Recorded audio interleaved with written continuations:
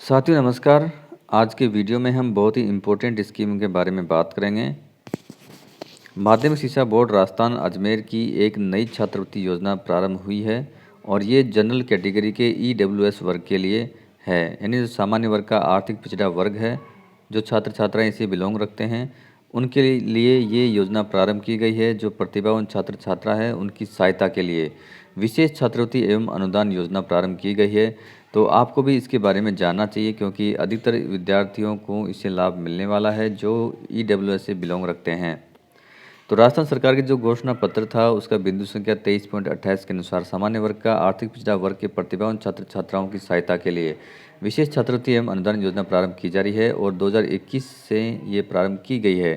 तो नई योजना है, अधिकतर लोगों को अभी इसके बारे में पता नहीं है, तो आपको इसके बारे में जानना चाहिए और साथ ही अपने दोस्तों को भी इसके बारे में बताना चाहिए। सभी छात्र छात्राओं को इसके बारे में पता होना चाहिए ताकि अधिक संख्या में छात्र छात्राएं इससे लाभान्वित हो सके।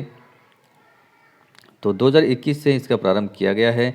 इस छात्रवृत्ति एवं अनुदान योजना वर्ष 2021 में माध्यमिक शिक्षा बोर्ड राजस्थान के माध्यमिक परीक्षा में 80% से अधिक अंक प्राप्त करने वाले सामान्य वर्ग के आर्थिक रूप से पिछड़े वर्ग, यानी जो ईडब्ल्यूएस के विद्यार्थी है जिन्होंने 2021 की बोर्ड परीक्षा में, 2022 की बात नहीं कर रहे, अभी हम बात करें 2021 की, तो उसमें 80% से अधिक अंक प्राप्त किए हैं, वे इसके लिए आवेदन कर सकते हैं। आवेदन करने की प्रारंभिक जो तिथि है वो 13/10/2022 है, यानी 13 अक्टूबर से आवेदन प्रारंभ हो चुके हैं और 15 नवंबर 2022 के रात्रि के 12 बजे तक आवेदन पत्र आप कर सकते हैं। आवेदन पत्र सिर्फ विद्यालय के माध्यम से ऑनलाइन ही स्वीकार किए जाएंगे, यानी विद्यालय ही इसके आवेदन ऑनलाइन कर सकते हैं। जिन विद्यालयों में विद्यार्थी अध्ययन कर रहा है, जिन विद्यालयों में विद्यार्थी अध्ययन कर रहा है उन विद्यालयों की जिम्मेदारी है, वो ही इसके लिए फॉर्म भरेंगे। बोर्ड की वेबसाइट है और फॉर्म भरने के लिए बोर्ड द्वारा जारी लॉगिन आईडी और पासवर्ड का प्रयोग कर लॉगिन कर सकते हैं। छात्रवृत्ति के लिए वही अभ्यर्थी आवेदन कर सकेंगे जिन्होंने परीक्षा फॉर्म भरते समय ईडब्ल्यूएस की कैटेगरी से फॉर्म भरा है। तो ये भी बहुत इंपॉर्टेंट चीज़ है। यदि आपने जनरल कैटेगरी से फॉर्म भरा है तो आप इसके लिए आवेदन नहीं कर पाओगे। आपने यदि ईडब्ल्यूएस से आवेदन किया है तो ही आप इसके लिए फॉर्म भर सकते हैं। आगे हम इसके बारे में सारी चीज़ें जानेंगे, कितनी छात्रवृत्ति आपको मिलने वाली है, पात्रता शर्तें क्या क्या रखी गई है, फॉर्म किस प्रकार से भरें। यह फॉर्म नवीन फ्रेश स्कॉलरशिप के लिए भरवाए जा रहे हैं। अभी किसके लिए भरवाए जा रहे हैं? फ्रेश के लिए। अधिक जानकारी और दिशा निर्देश के लिए बोर्ड की वेबसाइट और ये दूरभाष नंबर है, इस पर आप संपर्क कर सकते हैं। तो चलिए आगे इसके बारे में कुछ और दिशा निर्देश जानते हैं। यदि आपने अभी तक मेरा चैनल सब्सक्राइब नहीं किया है तो इसको आप ज़रूर सब्सक्राइब कर लें क्योंकि इसी प्रकार की चीज़ें मैं आपके लिए लेके आता रहता हूँ। तो और कुछ जानते हैं इसके बारे में। सामान्य वर्ग के आर्थिक पिछड़ा वर्ग से संबंधित जो विद्यार्थी है, प्रतिभावान छात्र छात्रा हैं जिन्होंने 80% 2021 की बोर्ड परीक्षा में प्राप्त किए हैं, उनके लिए ये योजना है। और उसमें भी दोस्तों जिन्होंने माध्यमिक परीक्षा में जो सेकेंडरी एग्जाम में 80% से अधिक अंक प्राप्त किए हैं, उन्हीं के लिए ये योजना प्रारंभ की गई है। जिन्होंने 2021 की बोर्ड परीक्षा में 80% से अधिक अंक प्राप्त कर लिए हैं और जिन्होंने ईडब्ल्यूएस कैटेगरी से फॉर्म भरा है वो ही इसके लिए पात्र होंगे। तो जो प्रवेशिका उत्तीर्ण हैं 100 रुपये प्रति माह 10 माह के लिए मिलेंगे और सेकेंडरी स्कूल परीक्षा उत्तीर्ण वालों को भी 100 रुपये प्रति माह के हिसाब से 2 शिक्षण सत्र के लिए, और एक सत्र में 10 महीने होते हैं, यानी 10वीं उत्तीर्ण करने के बाद में 11वीं और 12वीं दोनों सत्र के लिए आपको ये 100 रुपये प्रति माह यानी 1000 रुपये की स्कॉलरशिप आपको मिलने वाली है। तो आवश्यक नियम क्या है, शर्तें क्या है, वो भी इसके नीचे हम जान लेते हैं। आवश्यक नियम देखते हैं पहले। कक्षा 10 के सामान्य वर्ग के आर्थिक रूप से पिछड़ा प्रतिभावान छात्र छात्राओं को जिन्होंने 80% या इससे अधिक अंक प्राप्त किए हैं वो छात्रवृत्ति की इस योजना के लिए पात्र होंगे। यह छात्रवृत्ति 2 वर्ष के लिए अर्थात कक्षा 11 और 12 में विद्यालय में नियमित रूप से अध्ययनरत होने पर ही देय होगी। यदि आप नियमित रूप से अध्ययनरत हैं कक्षा 11 में और कक्षा 12 में तो ही आपको ये स्कॉलरशिप का लाभ मिलेगा। दूसरी कंडीशन क्या थी? कंडीशन ये थी कि 10वीं की बोर्ड परीक्षा में जो परीक्षा 2021 में हुई थी उसमें 80% से अधिक अंक प्राप्त किए हो और उस समय आपने जो फॉर्म भरा था वो ईडब्ल्यूएस कैटेगरी से भरा हो, तो ही आपको इस योजना का लाभ मिलने वाला है। बहुत नई योजना है अभी पहली बार इसके लिए फॉर्म भरवाए जा रहे हैं, तो सभी विद्यार्थियों तक ये वीडियो शेयर होना चाहिए, सभी तक पहुंचना चाहिए, ताकि सब विद्यार्थी इससे लाभान्वित हो सके और आने वाले वर्षों में भी ये योजना बहुत ही आपके लिए काम की होगी। सरकार जो भी दे रही है, कुछ भी दे रही है, उसका लाभ आपको मिलना चाहिए यदि आप उसके लिए पात्र हो तो। सेकेंडरी प्रवेशिका के परिणाम स्वरूप प्रदत्त छात्रवृत्तियां अगले वर्ष के लिए तभी देय होगी जब संबंधित अभ्यर्थी आगे के उच्च अध्ययन से संबंधित विद्यालय में नियमित रूप से विद्यार्थी के रूप में अध्ययनरत हो।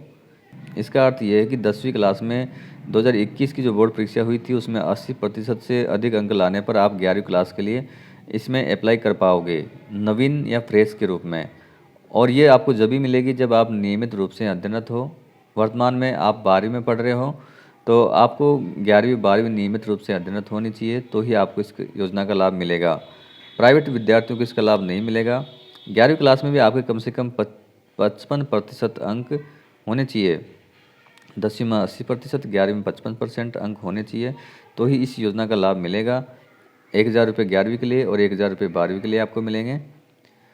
उपरोक्त EWS छात्रवृत्ति पात्र के लिए छात्र छात्रा को इसी शर्त पर दी जाएगी कि वह मान्यता प्राप्त संस्थाओं में आगे अध्ययन कर रहा है, यानी जो माध्यमिक शिक्षा बोर्ड से मान्यता प्राप्त विद्यालय हैं उनमें वो आगे अध्ययन कर रहे हैं, तब ये मिलेगी।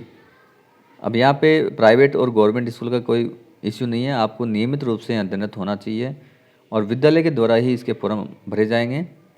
यदि कोई छात्र छात्रा अध्ययन छोड़ देगा तो जिस स्थिति को वह संस्था छोड़ेगा उस स्थिति से उससे छात्रवृत्ति देना बंद कर दिया जाएगा। यदि किसी विद्यार्थी ने बीच में अध्ययन छोड़ दिया है तो उसके बाद की अवधि के लिए आपको ये छात्रवृत्ति नहीं मिलेगी। एक शिक्षण सत्र में 10 महीने होते हैं और प्रत्येक महीने के लिए आपको 100 रुपये मिलते हैं। तो जितने महीने आपने पढ़ाई छोड़ दी है उतनी अवधि के पैसे आपको नहीं मिलेंगे। जितनी अवधि तक आपने जितने महीने आपने अध्ययन किए हैं उतने महीनों के आपको पैसे मिलेंगे, तो ये चीज़ का भी आप ध्यान रखें। छात्रवृत्ति का भुगतान छात्र छात्रा के बैंक खाते में ऑनलाइन किया जाएगा, तो बैंक खाता आपका होना चाहिए, जन आधार से जुड़ा होना चाहिए और आधार सीडेड भी अकाउंट आपका होना चाहिए। छात्र छात्रा अपने बैंक का नाम, बैंक का अकाउंट नंबर, IFSC कोड तथा अपना मोबाइल नंबर, ईमेल ID आवश्यक रूप से प्रपत्र में अंकित करें। ये सब चीज़ें आपको उसमें डालनी ही पड़ेगी। राज्य सरकार द्वारा निर्धारित आर्थिक पिछड़े वर्ग संबंधी नियम, सारे के सारे जो नियम हैं आर्थिक पिछड़ा वर्ग से संबंधित, वो यहाँ प्रभावी होंगे। विद्यार्थियों को EWS का प्रमाण पत्र सत्र 2020-21 के लिए राज्य सरकार द्वारा निर्देशित सक्षम अधिकारी से प्रमाणित करवाकर प्रपत्र के साथ संलग्न करना होगा। यानी 2020-21 के लिए जो EWS का सर्टिफिकेट है वो आपको इसके प्रपत्र के साथ में लगाना पड़ेगा। छात्रवृत्ति का प्रपत्र एवं आवश्यक दस्तावेज ऑनलाइन ही स्वीकार किए जाएंगे। छात्रवृत्ति के जो फॉर्म हैं, सारे प्रपत्र है, दस्तावेज है, सब आवश्यक दस्तावेज सारे के सारे जो है वो ऑनलाइन ही आपको देने पड़ेंगे। ऑफलाइन इसके लिए कोई भी व्यवस्था नहीं की गई है, यानी आप ऑफलाइन फॉर्म नहीं भर सकते, आपको ऑनलाइन ही इसके लिए अप्लाई करना है। और प्राइवेट और गवर्नमेंट स्कूल वाले सभी इसके लिए अप्लाई कर सकते हैं। प्राइवेट विद्यार्थी जो स्वयं पाठी विद्यार्थी होते हैं वो इसके लिए अप्लाई नहीं कर सकते हैं, तो विद्यालय द्वारा ही इसके फॉर्म भरे जाएंगे। आप खुद यदि विद्यार्थी हो तो आप इसके फॉर्म नहीं भर सकते हो। आप यदि आपने 10वीं की बोर्ड परीक्षा 2021 में 80% से अधिक अंक प्राप्त किए हैं, आपके पास उस समय EWS कैटेगरी से आपने फॉर्म भरा था, उस सर्टिफिकेट आपके पास है, तो आप विद्यालय जाइए और कहिए कि हमारा ये फॉर्म भरना है, तो विद्यालय वाले वो फॉर्म भर देंगे। विद्यार्थियों को प्रत्यक्ष से प्रपत्र और दस्तावेज जो हार्ड कॉपी है वो बोर्ड को प्रेषित करने की आवश्यकता नहीं है, ये सारा का सारा ऑनलाइन ही है। और 10वीं की जो मार्कशीट है वो भी आपको लगानी पड़ेगी। इस योजना में बोर्ड परीक्षा 2010 में प्रविष्ट कैटेगरी 1 के विद्यार्थी ही सम्मिलित होंगे। यानी एक विद्यार्थी यानी जो कैटेगरी 1 होती है वो ये होती है कि आप सभी विषयों की एग्ज़ाम दे रहे हैं। श्रेणी सुधार के लिए यदि आपने एग्ज़ाम दी है तो आप इसके लिए पात्र नहीं होंगे। कैटेगरी 1 के विद्यार्थी ही पात्र होंगे।